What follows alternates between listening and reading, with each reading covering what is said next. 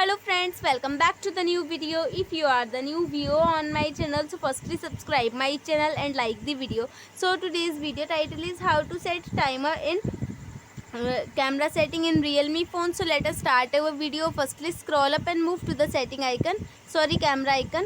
Here you will see click on the camera icon. After that you will see many options. You have to click on that three horizontal line, then click on timer. Here you will see when you click first time on the timer, you will see 3 in the clock, then 10 in the clock. So choose the time which you want to set as timer in the camera setting. So I will choose 10 seconds. So it means that it takes 10 seconds to click the final photo. I will show you.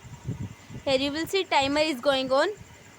Then you will see the result. I will show you. Photo is clicked after 10 seconds. Wait for 10 seconds.